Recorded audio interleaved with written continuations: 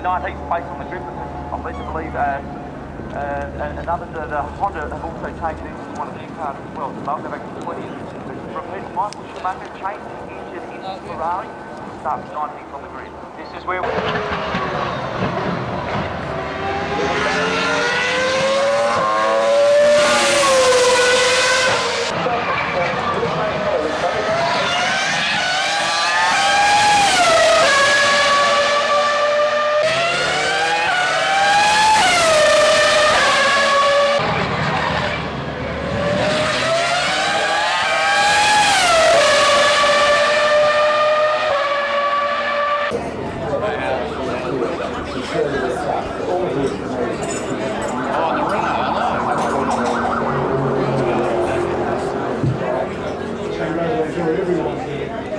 in the stands and the fans really applaud your decision and wish you the best of luck.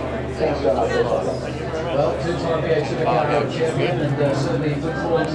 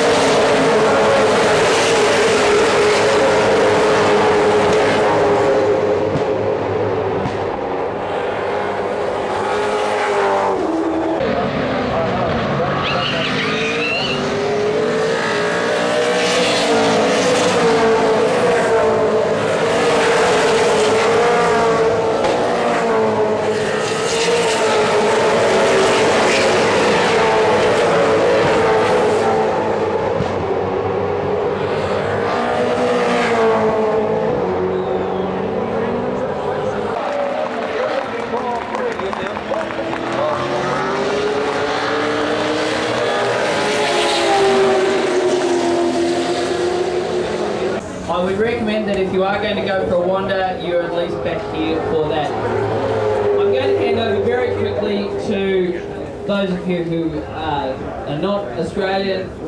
Anyone who's Australian will know Peter Brock, of course. An incredible record in Australian motorsport.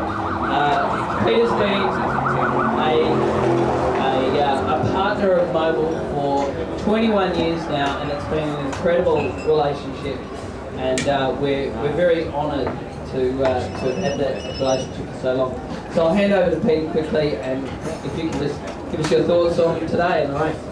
Okay, now having a microphone in my hands like a green light, you know, go, you can say whatever you like. The first thing I'd like you to do when you see one Pablo Montoya walking here this morning, or just after lunch, is see if his eyeballs are spinning. Just check him out.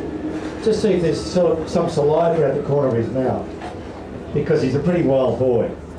Comes from Colombia, and he could do anything. You know, I rather like him because you know, he's a real goer. He gets stuck right into it. I don't think he's intimidated by anyone at any time. That race we just saw then, well, what an interesting weekend it has been for Holden Racing Team. Todd Kelly cleared out, won the first race, was leading the second race, and obviously didn't obey the instructions that I'd given him about how to win the race, and put it off the road when he's following the pace car. Don't quite know how that happened, but then again he had a little baby son early in the week, so maybe he was thinking about changing nappies and stuff like that. Who knows? We're all human. This stuff happens. But Scaife obeyed instructions, and I thought it was very good. And you know, it's an interesting being seen as one of the old guys of motor racing, because you can always hark back, and I'm looking at Ted O'Grady here, and this, you know, I'm inspired to say this, Ted, by your presence. Yeah, good. And that is, the older you get, the faster you whirl. You know, it's good. And in your case, Ted, it's the older you get. Try a little bit, Mike. Who's got the walking? It's like the older you get, the better you whirl. Yeah. But the world of motorsport, of course, is extraordinarily competitive. We all know that from watching it, and watching the new qualifying session this morning brought home to us the, I guess, a great desire by the rule makers to bring in new and exciting means of just creating a result and provide entertainment for the for all those people out there watching. it was probably a little bit confusing for you this morning. Did anyone here think that was all straightforward in the qualifying for F1? There's a few of you here nodding your head, shaking your head, more shakes than nods, I think. I like the fact that if you looked very carefully at the qualifying, you could see who went fastest this morning. And that to me was the critical factor, because yesterday we had such a disparity in track conditions. It went from quite fast, where some cars did about a 1 minute 33, which is not a bad lap time in, you know, it's a reasonable lap time. And as slow as Schumacher, I think he did a 1 minute 55 or something like that, which is back about the V8 supercar times. But I must say also that there's 3 types of tyre you can use on an F1 car. You can use a dry weather tyre. That's the tyre they used this morning, obviously, because it was dry. But once you put that tyre on the car, every time the car goes out, you've got to use that tyre, whether it's first qualifying, second qualifying, or the race. So that means a bit of strategy. You've got to have some cool, calm and collected driving techniques, can't hang the tail out too far and stuff like that. And it'll mean, I guess, over the race distance today, maybe some of the drivers will be a little bit more circumspect than what they might, you know, normally be. The other tyre you could use is like a wet weather tyre, and that's the tyre that, you know, I'm describing as wet weather tyre because that's the tyre that Schumacher had on, which was pretty slippery. Also, it poured raining at that particular time. And the third tyre you've got, a choice, is what they call monsoon. That means when it comes pelting down, that tyre is going to clear the water very rapidly. But you know, it's almost like you've got to toss the coin in the air, because everyone's an expert after it all. At the time when you go out there, you sort of get stuck in it, away you go. It may well be heartening to those of you that were following the fortunes of Mark Webber, that his lap time this morning was the fastest car on the track. Fastest by about a fraction of a tenth of a second. I know that from Mobil's point of view, they'll be quite disheartened to hear that, because I go, yeah, but you know, those McLaren cars should have been faster. Look, we all know that the McLaren cars have an unfair advantage.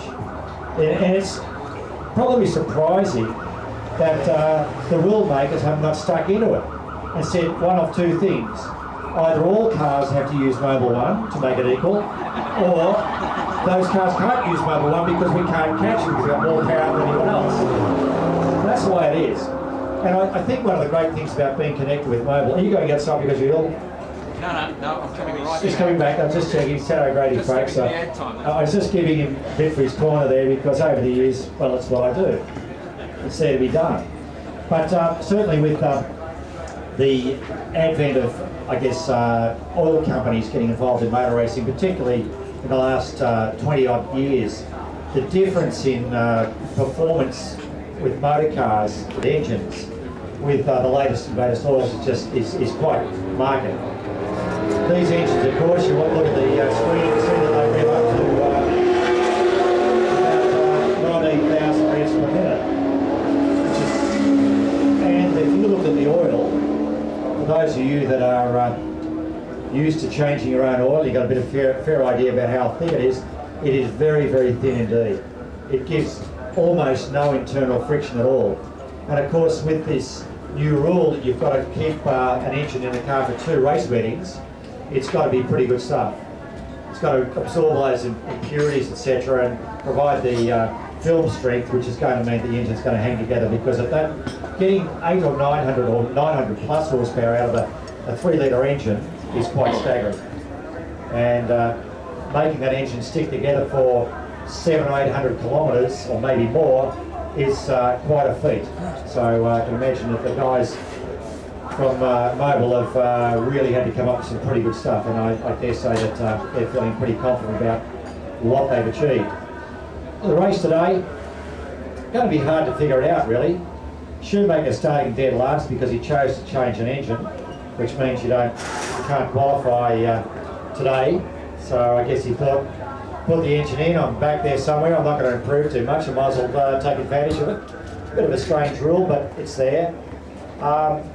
I'm thinking that the McLaren guys are probably doing pretty well. They've got a very durable tyre on. I know that from asking a few questions. They're pretty happy about the balance of the cars. And I guess we'll just wait and see. You'll get a chance, I guess, when Montoya comes down here this morning, but you'd have to ask yourself, what face is he going to have on? Is he going to have his race face on? Or is he going to be sitting out? He's probably going to get over there and raid all of the fast food stuff that they have here. It's a bit of a fun. It's a bit like that Ryan Bailey guy we had riding at the Olympics, trained on Kentucky Fried or something like that. I'm not too sure if he really did. But yeah, whether these guys are going to tell you what's actually going on or not is going to be, to be seen, because to a large extent it's stepping into the unknown here at Albert Park for the first round in 2005. People don't quite know what's going to happen with these new rules and regulations. So sit back and relax and enjoy the race, folks. And if there's any cooked food here,